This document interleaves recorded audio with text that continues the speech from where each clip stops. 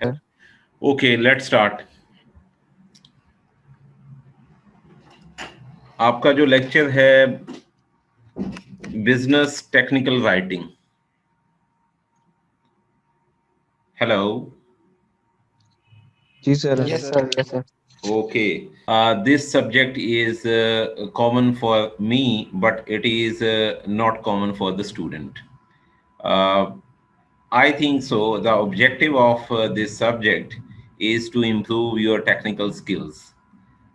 What does mean the technical skills? कि इसका मतलब क्या है, टेक्निकल स्किल्स क्या होते हैं राइटिंग के लिहाज से. इस डिग्री के बाद आपको प्रोफेशनल लाइफ में जाना है, तो वहाँ पे आप अपनी राइटिंग स्किल ऐसे लिख सकें, ईमेल लिखनी है, रिपोर्ट लिखनी है, एनी प्रोफेशनल डॉक्यूमेंट जो आप लिखना चाहें उसको टेक्निकली आर्टफुली इस तरह से लिखा जाए कि वो बड़ा इन्फ्लुएंशियल हो. बेटा समझ आ रही है? Yes, जी sir. सर. ओके. तो इस सब्जेक्ट की इम्पोर्टेंस जो है वो बहुत ज़्यादा है. इसकी एग्जांपल देते हैं. देखें, आपके पास बहुत अच्छा नॉलेज है आपके कंप्यूटर का, you are expert in your computer, but when you want to demonstrate और एक्सप्लेन, जब आप किसी को बताना चाहते हैं तो आपको लैंग्वेज की ज़रूरत पड़ेगी. उसमें वो आपकी कम्युनिकेशन थ्रू वर्बल है या रिटन है, दो एस्पेक्ट हैं हमारे पास. ठीक है. तो जब आप इन दोनों मीडियम में से एक यूज करेंगे तो आप अपने नॉलेज को एक्सप्रेस कर पाएंगे. तो उसके लिए ये सब्जेक्ट जो है पढ़ाया जाता है कि स्टूडेंट के प्रोफेशनल टेक्निकल स्किल्स को इंप्रूव किया जा सके, इनहेंस करें. Got my point? Yes sir. Yes, sir. Okay. Do you want to ask any question from the beginning of this course?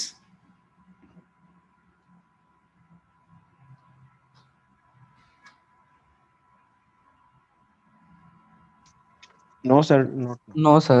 It's okay. Okay. So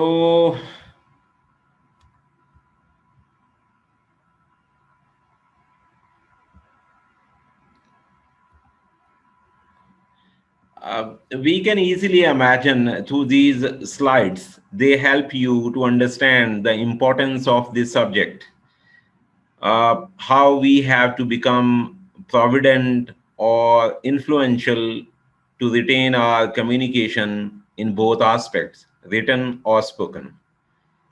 अब ये यहाँ पे एक स्लाइड आपके सामने है, इसमें ये बताया गया है हमारी जो रिटेंशन है, हम दिमाग में कम्युनिकेशन को जो रिटेन करते हैं, रखते हैं, कीप करते हैं, वो ओरल कम्युनिकेशन 10% है, विजुअल जो है वो 35% है, और विजुअल ओरल कम्युनिकेशन 65% है.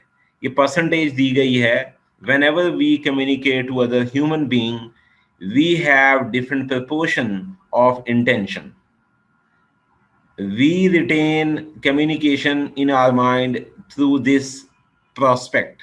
हम ना अपने दिमाग में कम्युनिकेशन को ये जो चार्ट दिया हुआ है ऐसे ही हम उसकी परसेंटेज को दिमाग में रखते हैं. अब मैं मिसाल दे रहा हूं बेटा, गौर से सुनिएगा.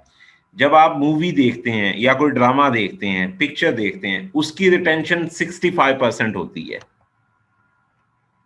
आपको बहुत सारी मूवीज, गाने या कुछ ऐसी चीजें याद होंगी जो आपने विजुअल और उसमें कन्वर्सेशन डायलॉग सुने. ऐसा है? Yes, sir. जब सिर्फ हम तस्वीर देखते हैं तो वो 35% होती है, और जब हम सिर्फ सुनते हैं, जब अभी आप सुन रहे हैं, आपके दिमाग की जो रिटेंशन है, आपके दिमाग में जो आइडियाज रिस्टोर हो रहे हैं, रखे जा रहे हैं, वो 10% है. अभी आपकी रिटेंशन कम है. अगर मैं अपने आप को फिजिकली ऑन करूं, यानी पिक्चर मेरी आए, तो आपका इंटरेक्शन बहुत ज्यादा बढ़ जाएगा।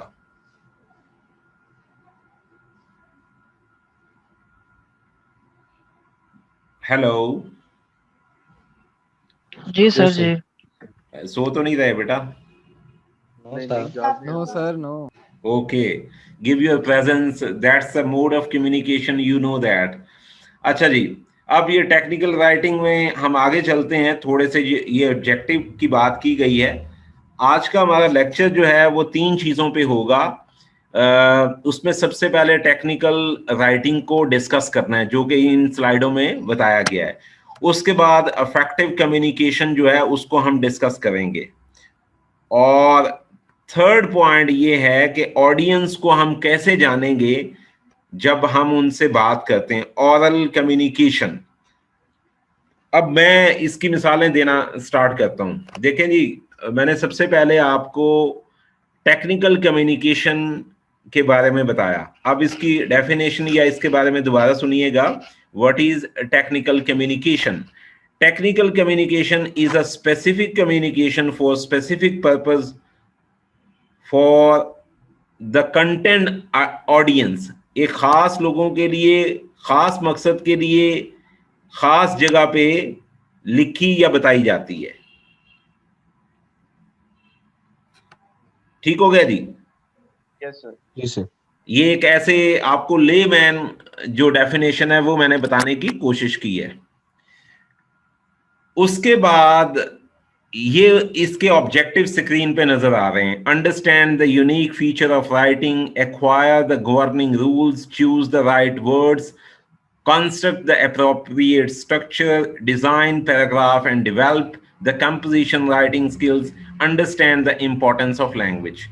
अच्छा भाई, आपने पहले जो सेमेस्टर पढ़े थे उसमें आपने कंपोजिशन राइटिंग सबसे पहले सेमेस्टर में पढ़ा। दूसरे सेमेस्टर में आपने कम्युनिकेशन या बिजनेस कम्युनिकेशन स्किल पढ़ा। अब ये आपका तीसरा या चौथा सब्जेक्ट है, ये मुझे बताएंगे? Yes sir. तीसरा है या चौथा सब्जेक्ट है इंग्लिश का? तो तीसरा। तीसरा हो गया। अब इसमें आपने पहले में आपने लिखना सीखा, सोशल राइटिंग, पैराग्राफ राइटिंग, ऐसे राइटिंग। दूसरे में आपने बात करना सीखी, यानी कम्युनिकेशन कैसे की जाती है। तीसरा दोनों चीजों का अमेलगम है, मिक्सचर है, यानी इसमें लिखना भी सीखना है और बोलना भी सीखना है। Okay sir. ओके, तो अब हम इन दोनों चीजों को इकट्ठे लेके चलेंगे। ठीक है जी।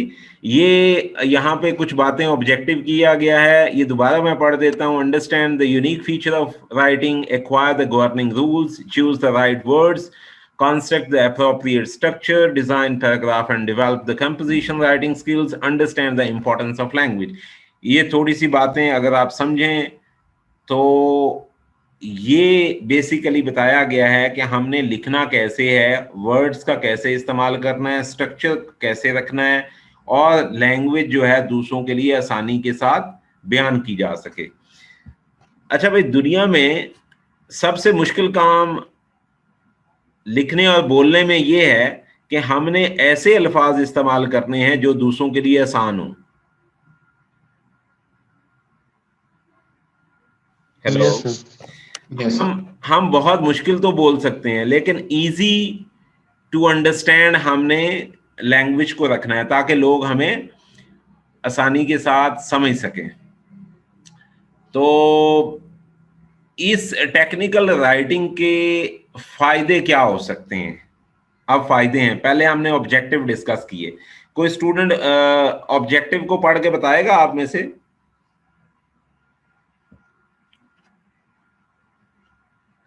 CR, can you read? Understand.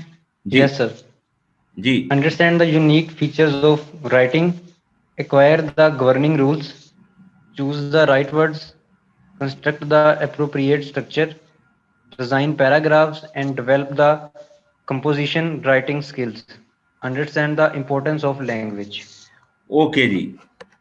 इसका मतलब ये था सही अल्फाज सही जगह पे स्ट्रक्चर में लगा के दूसरों को लैंग्वेज से मुतासर किया जाए। ये मैंने इसका जवाब दिया आपको। ठीक हो गया जी? जी sir. Yes, sir. Yes sir. आगे चलते हैं। अब इसके फायदे क्या हैं?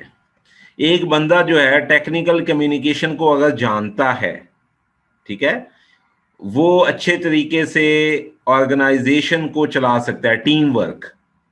अगर किसी बंदे को लिखना या बोलना आता है तो वो कम्युनिकेशन के जरिए से अच्छे तरीके से उन्हें इकट्ठे लेके चल सकता है एक ऑर्गेनाइजेशन में। For example, you are a computer science student, you want to work in Microsoft Office company where you come across with different people, and the manager, maybe someone is someone from you is become the manager. He has to manage all the employees in the organization. कि आप में से एक बंदा जो है वो manager बन जाता है और उसको टेक्निकल कम्युनिकेशन स्किल आते हैं तो वो टीम बना लेगा। ठीक हो गया जी? जी सर। Yes, और sir. कॉन्फ्लिक्ट रेजोल्यूशन, लड़ाई हो जाती है, ओपिनियन डिफरेंट होती है लोगों की, मेरा दिमाग अलग है, आपका अलग है, हम दोनों के दिमाग को मिलाना है, यानी वो प्लेटफॉर्म तैयार करना है जहां पे तमाम लोग इकट्ठे हो जाएं, कॉन्फ्लिक्ट नहीं होना चाहिए। ठीक है? और इससे चीजें एक लाइन में जाती हैं, स्मूथ होती हैं, इफेक्टिव होती हैं, डायरेक्शन एक होती है। स्ट्रैटेजीज फॉर सक्सेसफुल कोलैबोरेशन, और इसमें आप विन विन सिचुएशन में अपनी ऑर्गेनाइजेशन को लेके जाते हो। मैं अब अगर आपका मैनेजर हूं तो मैं आपको टास्क देता हूं, भाई एक बंदे को कहता हूं प्रोग्रामिंग करनी है, फलां टास्क है, प्रोजेक्ट है, दूसरे को कहता हूं यार इसको कंसाइज करना है, इसकी नैरो डाउन करना है, वो दूसरी टीम का काम है, तीसरा उसका एनालिसिस करेंगे, पांचवें लोग उसका एग्जीक्यूशन करेंगे। स्ट्रैटेजीज बनाई जाती हैं to maintain the organization, how it would become the successful in the business arena. भाई साहब सो तो नहीं रहे तमाम लोग? No sir. No sir. No sir. किसी लड़की की आवाज अभी तक मैंने नहीं सुनी है। लड़के माशाल्लाह आज। कोई लड़की है आप में स्टूडेंट? जी सर। जी सर। बेटा ऐसा है, ये पढ़ के सुनाओ, स्क्रीन पे लिखा हुआ है व्हाट इज टेक्निकल राइटिंग। जी आपकी आवाज हम सुनेंगे।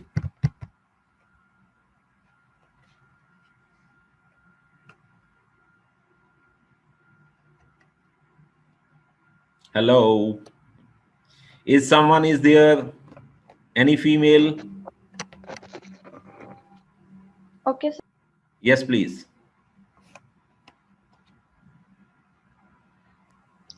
What is technical writing? Some of the most important aspects A bit louder. मेरी आवाज काफी ऊंची जा रही है। आप बहुत नाश्ता किया हुआ है बेटा? नहीं सर। बना लेना था और हमें भी ऑफर कर सकते थे। चलें। Technical writing introduce you to some of the most important aspect of a writing in the world of a science, technology, and a business. The kind of a writing that scientists, nurses, doctors, computer specialists, governments, official engineers, and other people do as a part of their regular work. Okay. इसका मतलब ये है कि जितने भी institutions हैं, चाहे वो कंप्यूटर के हैं, डॉक्टर, इंजीनियर, इनको एक टेक्निकल लैंग्वेज से वास्ता पड़ता है। हर एक के जो वर्ड्स हैं हर प्रोफेशन के वो डिफरेंट हैं। लॉ के डिफरेंट हैं, कंप्यूटर के डिफरेंट हैं, जो गवर्नमेंट ऑफिशियल है उनके डिफरेंट हैं। तो उनको अपने अपने अल्फाज को इस्तेमाल करके लेटर को कंपोज करना होगा, लेटर को लिखना होगा। या please listen, I can not bear your voice please.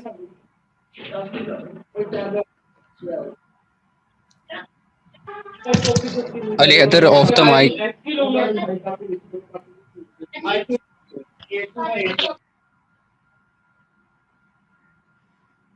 I am too much serious about everything please. अगर नहीं पढ़ना तो यानी कोई बंदा अगर उसको प्रॉब्लम है वो क्विट करके थोड़ी देर के लिए ऑफ करके कहीं 5 मिनट ले ले। ठीक है जी? Hello, Okay, sir. Yes, sir. Okay please. Yes, sir. अच्छा भाई, टेक्निकल राइटिंग जो है वो हर एक प्रोफेशन की अलग है, बस बात इतनी खत्म है। चाहे वो साइंटिस्ट है, चाहे वो कंप्यूटर टेक्नोलॉजिस्ट है, कंप्यूटर साइंटिस्ट है, वो एनी स्पेशलिस्ट, उसके डिपार्टमेंट के लिहाज से वो वोकैबुलरी, स्ट्रक्चर, सिमेंटिक, स्टाइल, हर चीजें इस्तेमाल कर सकता है। चाहे वो लेटर को लिखना चाहता है, चाहे वो बोलना चाहता है प्रेजेंटेशन के थ्रू। ठीक हो गया जी। ये बात टेक्निकल राइटिंग, मैंने कहा था specific word for specific purpose for specific people. ये 3 बातें मैंने की थी पहले भी और अभी भी उस पर स्टैंड कर रहे हैं।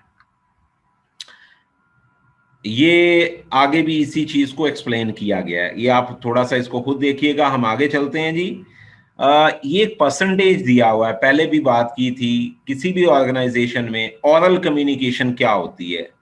कोई बताएगा ओरल कम्युनिकेशन क्या होती है आप में से? सर जुबानी जो सर वर्बल कम्युनिकेशन जो होती है आपकी। Very nice. वर्बल कम्युनिकेशन, जो बातचीत होती, गुफ्तगू होती, कन्वर्सेशन, ये 30% है भाई कम्युनिकेशन का।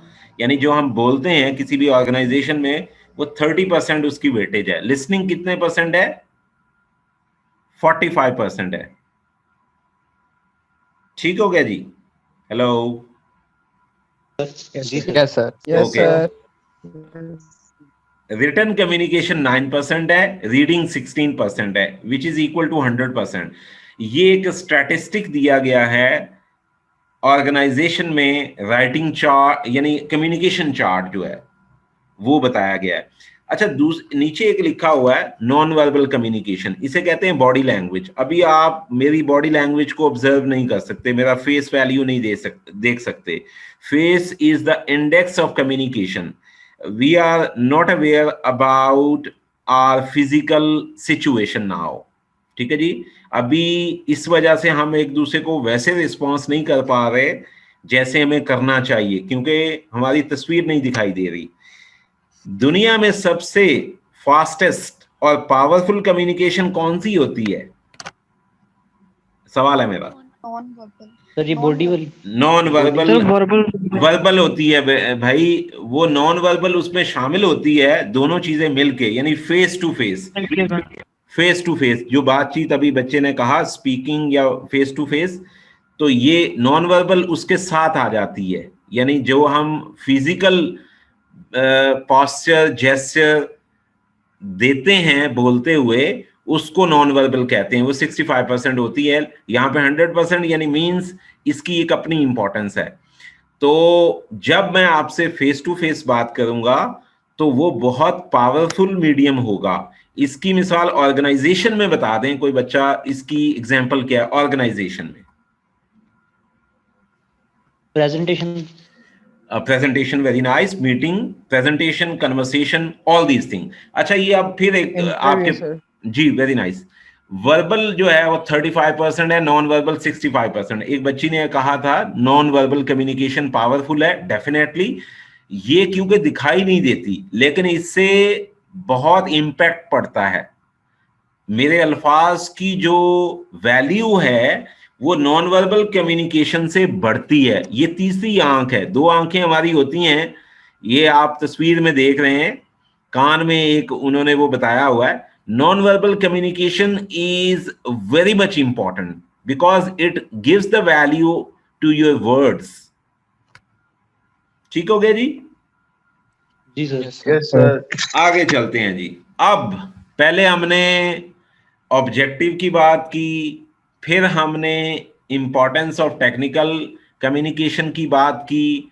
अब हम उसकी एग्जांपल्स को डिस्कस करने वाले हैं। एक ऑर्गेनाइजेशन में टेक्निकल कम्युनिकेशन के चैनल्स कौन से होते हैं, ये पढ़ के कोई स्टूडेंट एक सिया साहब बताएंगे ये क्या क्या लिखा हुआ है? जहां आपको हेल्प की जरूरत होगी मैं बताऊंगा जी, प्लीज।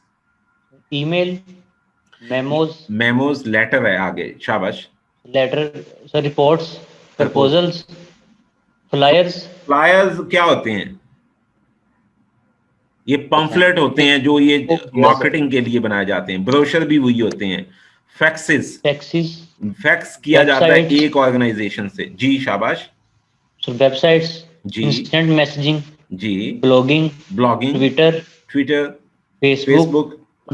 जॉब इंफॉर्मेशन अच्छा, लाइक इसमें रिज्यूमा, लेटर्स। एक चीज सीधा बता दें, अगर आपको पता है ब्लॉगिंग क्या होती है, ब्लॉग्स क्या होते हैं, अगर आपको सर पता ये है। हम सर रिव्यूज होते हैं सर, ये हम रिव्यूज करते हैं उन चीजों को। Very nice. ये ना, आप नेट जब ओपन करते हैं तो आपकी मुख्तलिफ एडवर्टीजमेंट आ रही होती है, छोटी छोटी, जो भी किसी चीज के रिव्यूज होते हैं, पिक्चर के थ्रू इंफॉर्मेशन चल रही होती है, वो ब्लॉगिंग होती है। ठीक है जी, नेट पे जब भी आप जाते हैं तो आपको इन ब्लॉगिंग से वास्ता पड़ता है। ट्विटर का आपको पता है, फेसबुक का पता है, job information, resume, letters of application, follow-up letters, interviews, all these things later on we will definitely discuss these important documents, business document। ठीक है जी, ये तमाम वो चीजें हैं जिन्हें हमने डिस्कस करना है और इन पे ही हमारी वर्किंग है।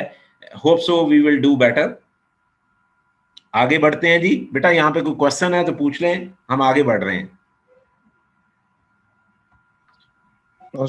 Any question? Openly you can ask any question.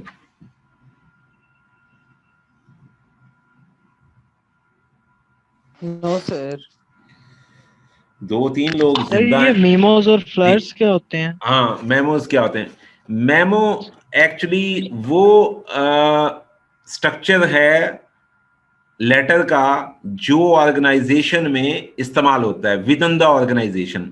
जो कॉरस्पॉन्डेंस ऑर्गेनाइजेशन में होती है एक डिपार्टमेंट से दूसरे डिपार्टमेंट, आपका कंप्यूटर साइंस डिपार्टमेंट है, if your department wants to talk with the management department, they would write a memo, यानी कोई एक इंस्ट्रक्शन लेटर, कोई भी कॉरस्पॉन्डेंस करेंगे वो मेमो के थ्रू होगी। इसका फॉर्मेट है, अभी मैं वो फॉर्मेट को डिस्कस नहीं करूंगा, लेकिन मैंने इसका मतलब आपको बता दिया है।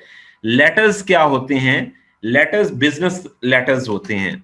मुख्तलिफ किस्म के लेटर बिजनेस में लिखे जाते हैं, यानी वो क्या है? प्रपोजल लेटर है, एडजस्टमेंट लेटर है, ठीक है, ज्वाइनिंग लेटर है, क्रेडिट लेटर है, ठीक है जी। उसके बाद बहुत सारी एडजस्टमेंट लेटर है, ये बहुत सारे किस्मों के लेटर्स होते हैं बिजनेस में, ठीक है। रिसीविंग लेटर है, कोई भी गुड्स आपने अशिया को भेजा किसी को, तो पहले मंगवाने के लिए भी लेटर लिखते हैं, और जब वो उनको मिल जाती हैं फिर लेटर लिखते हैं कि मिल गई हैं, इस टाइम पे ये फलां, ये चीजें डील करते हैं वो लेटर्स के जरिए।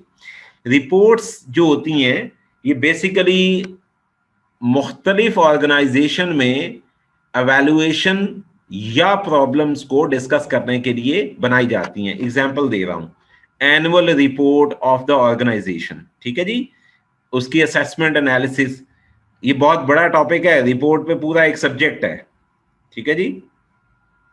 तो ये तमाम चीजें, रिपोर्ट जो है इसका भी एक स्ट्रक्चर है। साइंटिफिक रिपोर्ट होती हैं, एनालिटिकल रिपोर्ट होती हैं, इन्वेस्टिगेटिंग रिपोर्ट होती हैं, ठीक है, और सोशल फिनोमिनास रिपोर्ट होती हैं। ये तमाम रिपोर्ट की किस्में हैं, हम उन्हें भी डिस्कस करेंगे, ये एक अलग से टॉपिक है, ठीक है जी। और इसमें कोई पॉइंट है तो पूछ लें, फिर हम आगे चलते हैं। सर काइंडली ब्रोचर्स कब दोगे? ब्रोशर ये होता है कि मार्केटिंग, आपकी यूनिवर्सिटी है, यहाँ पे मुख्तलिफ किस्म के प्रोग्राम चल रहे हैं, तो आप इस चीज़ को जब मार्केट करते हैं to give the information to other people, definitely you have to design a brochure, flyer, advertisement, ये पेपर होता है, और इसको डिजाइन करना एक फन है। इसमें टेक्निकल राइटिंग बड़ी इंपॉर्टेंट है, यानी वो कैसे बनाया जाए, क्या लिखा जाए, what to write, what is appropriate and what is glancing, यानी कौन सी चीजें कैप्टिवेटिंग है। दुनिया में चीजें वो आपकी तवज्जो हासिल करती हैं जो कैप्टिवेटिंग होती हैं, यानी चार्मिंग होती हैं।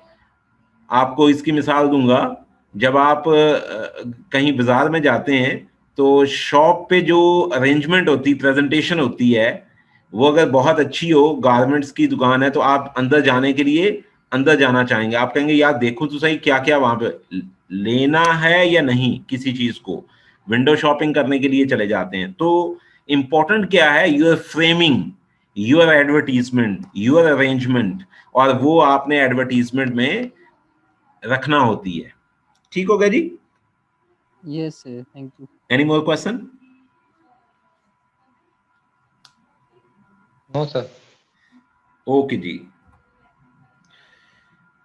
अब एक और बात उससे में है, ओरल कम्युनिकेशन चैनल कौन से होते हैं? कोई सिया साहब के अलावा भी कोई पढ़ के बता सकता है आप में से, जो विलिंग हो?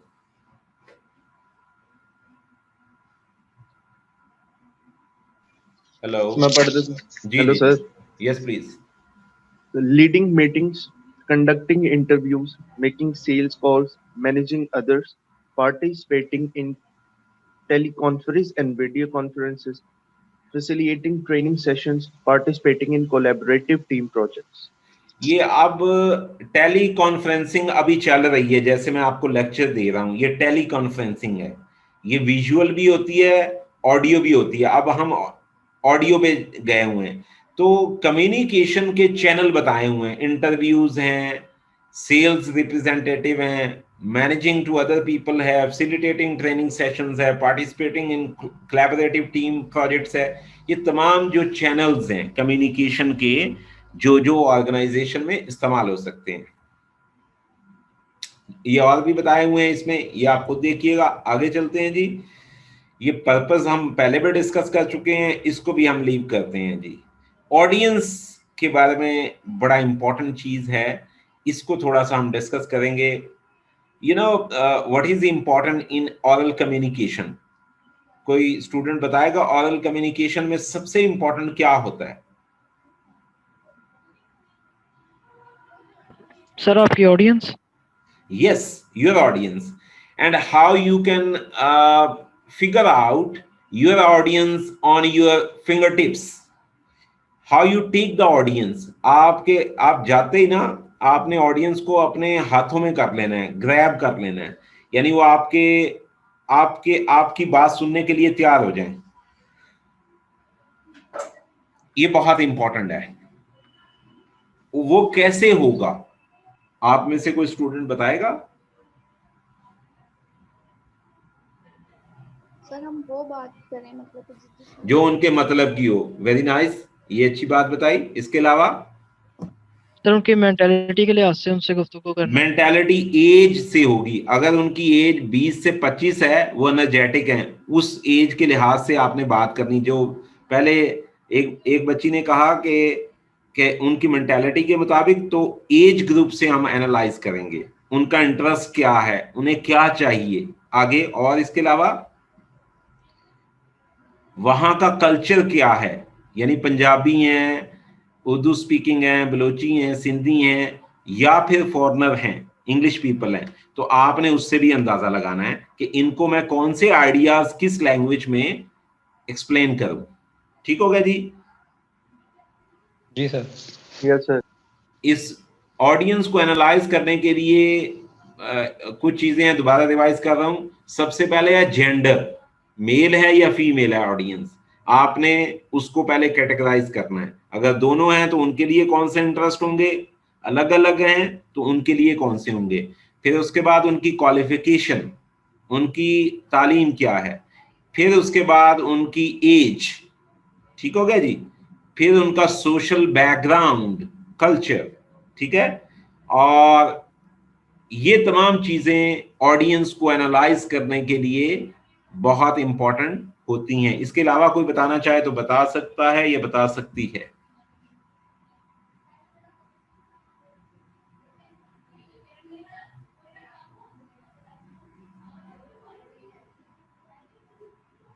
हेलो हेलो जी सर। Field of interest. यार आप लोग सो रहे हैं लगता है, मुझे आवाज नहीं आ रही आप लोगों की।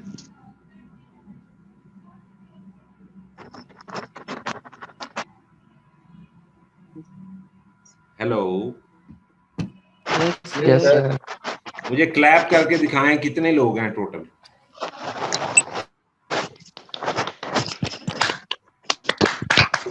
Everybody should clap, please. I'm also doing that.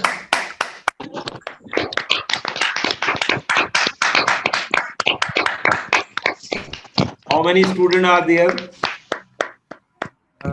No, sir.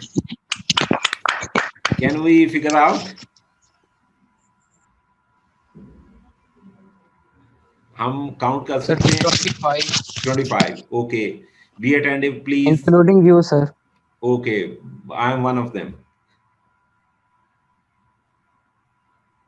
Okay, again, audience में दो किस्म की ऑडियंस होती है। यानी पहले तो हमने ऑडियंस के बारे में बात की। ऑडियंस एक होती है हाई टेक, एक होती है लो टेक। इसको कैटेगराइज किया गया है टेक्निकल लैंग्वेज में।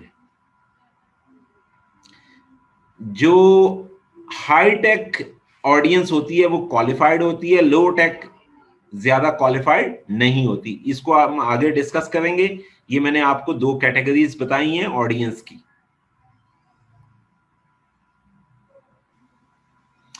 Okay, sir. ओके, ये Okay, sir. बाकी चीजें पहले भी हम डिस्कस कर चुके हैं। Memos, emails, progress report, brochures, ये थोड़ी बहुत इंफॉर्मेशन है, ये खुद देखिएगा। हम आगे जा रहे हैं।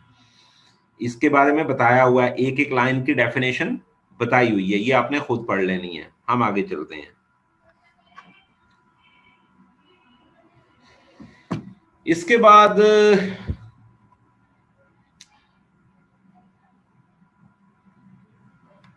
अच्छा, ये थोड़ा सा फिर इसका बता देता हूं।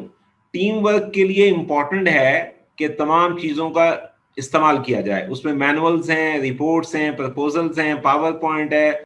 किसी भी ऑर्गेनाइजेशन में जब मीटिंग्स होती हैं या कुछ भी एक्टिविटीज होती हैं तो उसमें ये तमाम चीजें इस्तेमाल की जाती हैं, इसलिए कि तमाम लोगों को अंगेज रखा जा सके, तमाम लोग एक ही सिचुएशन में आ Combined सके। rest. हाँ जी, तो ये हमारे पास जो इस स्लाइड जो इंफॉर्मेशन थी टेक्निकल राइटिंग के लिए, जो इंफॉर्मेशन थी वो इस इंफॉर्मेशन इतनी खत्म हो चुकी है। हम नेक्स्ट में अभी इसको डिस्कस करते हैं, जो इसकी नेक्स्ट स्लाइड है।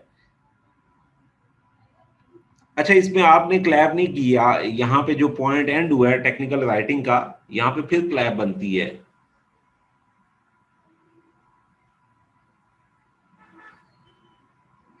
हेलो,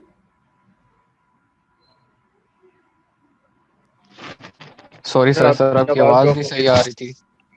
अच्छा, तमाम लोग, अच्छा इसमें पिक्चर आप देख रहे हैं, पिक्चर का मतलब क्या है मुझे बताएंगे तमाम लोग, वन बाय वन। सर, इसका मीनिंग ये है कि उनको उसकी प्रेजेंटेशन पसंद आई है, तो उस पे उसको रिकॉर्ड दे रहे हैं। That mean Yes, sir. Yes sir. अच्छा भाई, यहाँ पे एक आप कंप्यूटर एक्सपर्ट सॉफ्टवेयर इंजीनियर बनने जा रहे हैं, तो यहाँ पे आपके लिए एक बड़ा बोनस पॉइंट बताने लगा हूं कि टेक्निकल स्किल्स को एक्यूरेट करने के लिए कुछ सॉफ्टवेयर इस्तेमाल हो रहे हैं दुनिया में। Yes sir. सर ग्रामरली जैसे। Grammarly, very nice, good point. उसको आप यूज करके अपनी ग्रामर को सीधा कर सकते हैं। उसमें आर्टिकल्स, पंक्चुएशन, स्पेलिंग, ये चीजें वो देख लेता है। Yes, sir. Yes, sir. तो ग्रामरली का आपके पास सॉफ्टवेयर पड़ा हुआ है? किसके पास पड़ा हुआ है, या ऑनलाइन इस्तेमाल करते हैं? सर मैंने सर वो किया हुआ है सर, वर्ड के साथ एक्सटेंशन होती है क्रोम में। अच्छा, यस सर। क्राउन में एक्सटेंशन होती है, क्रैक भी मिल जाते हैं वैसे। तो फिजिकली हम आपस में जब बात करेंगे, मिलेंगे, तो इंशाल्लाह वी शेयर दीज आइडियाज। ठीक है जी, Okay, sir. ओके, आगे बढ़ते हैं जी। चलो सर। मेथड्स फॉर ऑर्गेनाइजेशनिंग आइडियाज, यानी ऑर्गेनाइजेशन कैसे की जाती है, आइडियाज की ऑर्गेनाइज उनको कैसे किया जाता है।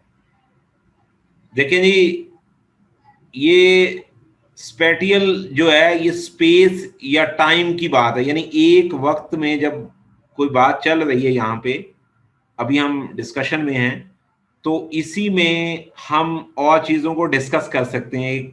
एक सीक्वेंस बना हुआ है। अगर मैं कल आपसे बात करूंगा तो दोबारा से कनेक्शन बनाना पड़ेगा, यानी पिछले कॉन्टेक्स्ट का जो बात हम डिस्कस कर रहे थे। Do you get my point?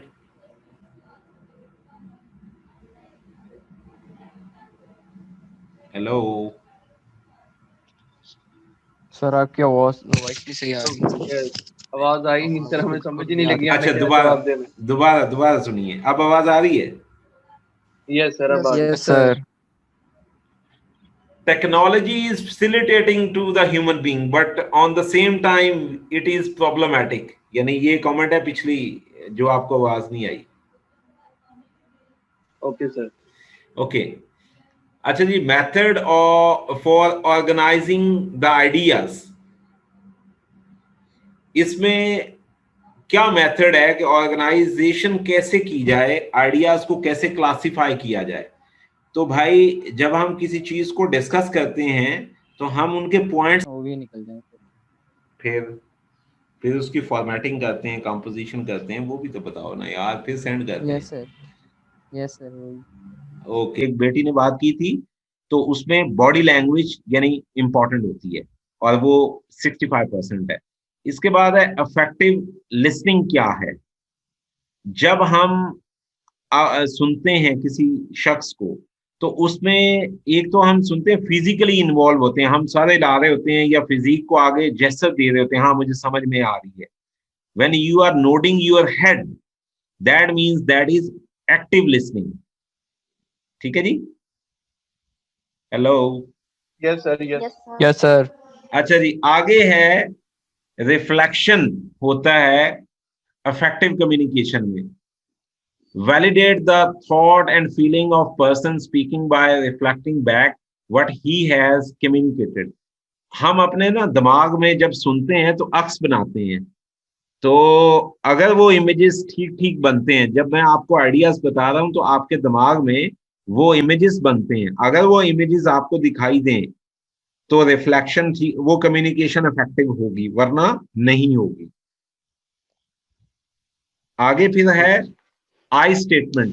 जब हम अपने अपने जब भी कोई स्टेटमेंट देते हैं या अपनी मैं कुछ बता रहा हूं और आपके पास पहले से नॉलेज है, तो आप अपने नॉलेज को अगर साइड पे नहीं रखते हो, नई बात को अंदर दिमाग में नहीं ले जा सकते, आपको नई बातें समझ में नहीं आएंगी, तो आपको सेट असाइड आई एटीट्यूड को करना पड़ेगा। यानी जो मैं है, आई पर्सनल ओपिनियन, पर्सनल स्टेटमेंट, उसको आपको साइड पे रखना पड़ेगा। या फिर राइटिंग, जब भी हम राइट करते हैं कुछ भी, तो उसमें आई एटीट्यूड नहीं दिखाते। For example, you have apply a loan in the bank, कि आपने बैंक में लोन लेने के लिए अप्लाई किया है, तो मैं उसका जवाब देता हूं कि आई अप्रूव्ड योर लोन। ठीक है, ये गलत हो जाएगा, उधर लिखा जाएगा we have been approved your loan, यानी वी का लफ्ज इस्तेमाल किया जाएगा, आई का नहीं इस्तेमाल किया जाएगा। समझ आ रही है जी? जी Yes, sir. sir. Yes sir आ गई। अच्छा, उसके बाद है compromise. Effective communication is a necessary component of compromise. When a problem exists, both individual must work collaboratively to formulate a list of potential solutions as well as a trade-offs that they will agree. अच्छा, जब मैंने कोई बात की है ना, तो मुझे या आपकी बात माननी पड़ेगी या आपको मेरी बात माननी पड़ेगी। दो बातों कम्युनिकेशन तब हो सकती है अगर दोनों लोग नहीं मानते एक की बात, तो कम्युनिकेशन नहीं हो सकती है। यानी अगर मैंने कोई पॉइंट बताया तो आपको समझ में आया तो आपको एग्रीएबल होना पड़ेगा, नहीं आया तो फिर आप मुझे बताओगे, यानी फिर कम्युनिकेशन स्टार्ट होगी। ये पॉइंट थे इफेक्टिव कम्युनिकेशन के लिए। फिर ये बिजनेस कम्युनिकेशन की एक डेफिनेशन यहाँ पे लिखी हुई है, ये भी आपको मैं मेल कर दूंगा। फॉर्मल और इनफॉर्मल कम्युनिकेशन क्या होती है, कोई स्टूडेंट बताएगा? सर, लोग कोई यूनिवर्सिटी वगैरह में काम करते हैं, Very nice. फॉर्मल वे होता है कैसे एप्लीकेशन लिखना, सारा एप्लीकेशन। काम। इनफॉर्मल क्या Yes, होती sir. है? सर, जो हम खुद से मतलब के पहले आपस सोचते में हैं, गॉसिप्स करते yes, हैं फ्रेंड्स yes, के sir. साथ, ये इनफॉर्मल होती है। इसकी एग्जांपल मैं दे सकता हूँ, अभी टाइम थोड़ा है, फिर हम आगे चलते हैं, अगर बाद में टाइम बचा तो ये मैं दे दूंगा। ऑरल एंड रिटन कम्युनिकेशन, ये आपको पता है। इंटरनल और एक्सटर्नल कम्युनिकेशन क्या होती है, ये कोई बताएगा? इंटरनल होती है विद इन ऑर्गेनाइजेशन और एक्सटर्नल होती है उसके बाहर, मतलब एक किसी और ऑर्गेनाइजेशन ऑर्गेनाइजेशन से से। दूसरी ऑर्गेनाइजेशन। शाबाश, वर्बल का भी आपको पता है, नॉन वर्बल का भी पता है। आगे चलते हैं जी। ये फॉर्मल कम्युनिकेशन को एक्सप्लेन किया गया है इस स्लाइड में, ये आप इसको देख लीजिएगा, क्योंकि ओरल प्रेजेंटेशन में ये तमाम चीजें आती हैं। हमने इसको 3 मॉड्यूल में सेगमेंट किया हुआ है इस सब्जेक्ट को। इसमें ओरल प्रेजेंटेशन में ये तमाम चीजें, इसलिए मैं पढ़ा रहा हूँ आपको। ओरल कम्युनिकेशन ये उसको फिर एक्सप्लेन किया है, कुछ डेफिनेशंस हैं, चीजें हैं, ठीक है जी। इंटरनल भी हो गया, एक्सटर्नल भी हो गया। वर्बल कम्युनिकेशन जो हम स्पीकिंग यानी स्पीक करते हैं दूसरों के, ये तस्वीर बड़ी डिफरेंट सी यहाँ पे पेश की हुई है। इसका मतलब क्या है? सर ज्यादा भी वर्बल कम्युनिकेशन ऊंची ना हो, मतलब एक शाबाश। लिमिट में रख के। According to the time space, यानी जितने लोग बैठे हैं उनके मुताबिक बोलना चाहिए।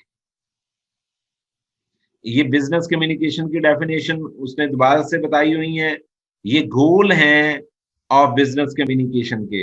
Receivers understanding, receivers response, favourable relationship और ऑर्गेनाइजेशनल गुडविल। गुडविल का मतलब क्या होता है, कोई बच्चा बताएगा? सर चीजों को अच्छे से पिक करना। शाबाश।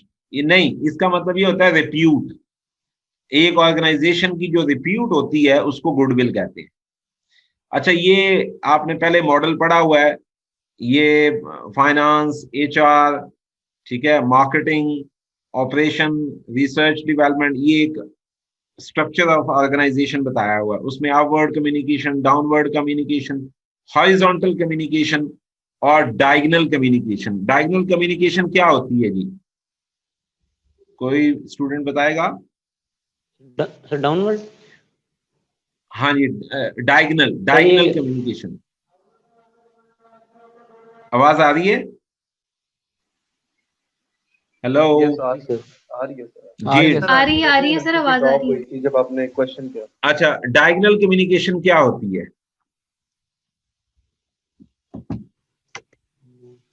सर हमने वो पढ़ी थी, अपवर्ड और डाउनवर्ड। डायगोनल का आइडिया नहीं। डायगोनल होती है एट एनी डायरेक्शन, यानी जिसमें तमाम लोग बात कर सकते हैं।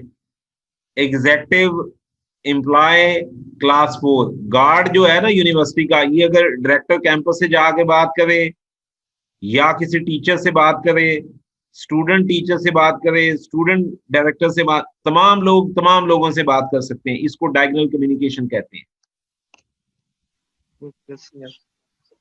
बात को समझ में आई है? बात पल्ले पड़ी है? Yes, sir.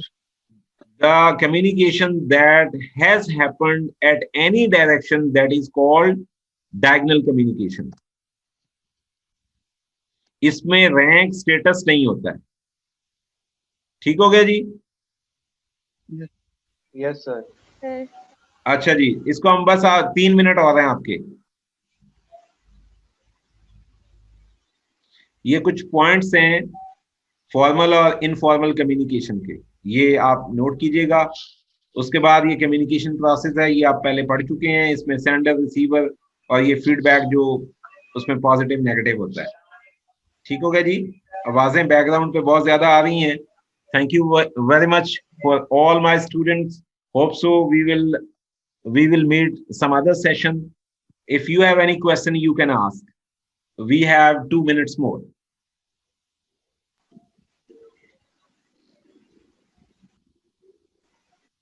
Hello. No question. It's not a good job, I think so. You have to ask any question. No, sir. समझ आ गई इस वजह से। चले जी, होप सो। ये स्लाइडें मैं आपको शेयर कर दूंगा, लेकिन मुझे ईमेल एड्रेस आपने सेंड करना होगा। ठीक है सर। ठीक है जी? Okay, thank you very much. Yes sir. Thank you.